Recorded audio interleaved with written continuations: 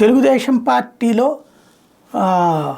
RK గారి influence ఉంటుంది అనడానికి సాక్ష్యం మొన్ననే ఒక వార్త రాసుకొచ్చారు.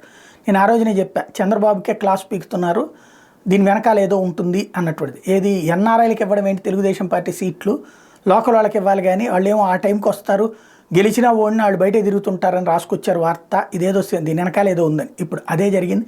గుంటూరుకు సంబంధించి చంద్రశేఖర్ అని ఎన్ఆర్ఐ వస్తుంటే ఆయనకి కాకుండా ఎట్లెవవు నువ్వు అంటూ చంద్రబాబు నిలదీశారు. దాంతో ఇప్పుడు భాష్యం ప్రవీణ్కి సీట్ వచ్చేటటువంటి అవకాశం ఉందన్నటువంటిది, ఎంపీ సీట్ ఖరారు చేశారు దాదాపుగా చంద్రబాబు నాయుడు అని చెప్తున్నారు. రాధాకృష్ణ గారు ప్రతిసారి కూడా ఎన్నికల సందర్భంలో ఒక 5 నుంచి 10 స్థానాలు కొంతమందికి ఇప్పిస్తారు. దానికి ఆయన ఏం ప్రయోజనం పొందుతారనేది ఆయనకి తెలియాలి. లేదా పార్టీకి ఇంత న్యాయం చేశారు కాబట్టి పార్టీ తరపున తను వాటా కింద అవి కోరతారేమో తెలియదు.